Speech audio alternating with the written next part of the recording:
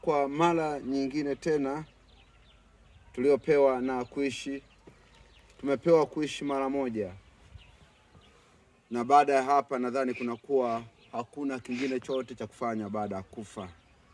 Yaani kama unavyo vitu vya kufanya au kitu cha kufanya au jambo la kufanya, basi ni kufanya ukiwa bado uko duniani.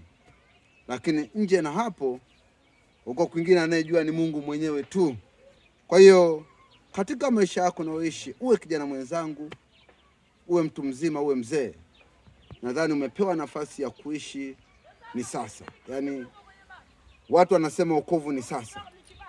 Kwa hiyo hata wakati wa kumkumbuka Mungu ni sasa.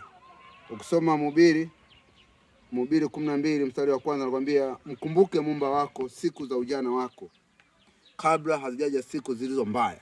Kwa wakati wa kumkumbuka Mungu ni kipindi hiki unachokuwa uko sawa, una nguvu, una afya.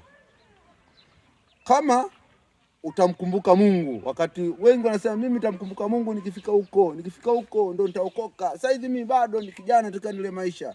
Lakini nadhani wanaokula maisha ni watu ambao wanaomcha Mungu tu. Kwingine kote hakuna jipya, ni shida, ni maumivu na mateso mbalimbali. Kwa wakati wa kumkumbuka Mungu ni sasa, ungali bado una nguvu. Kwa hiyo kwa uchache tunakujia kwa hayo, mkumbuke Muumba wako siku za jana wako, kabla siku mbaya hazijaja. Ziko ambazo hutazikwepa, utakumbuka hata maisha uliyokuwa unaishi humu duniani. Amen.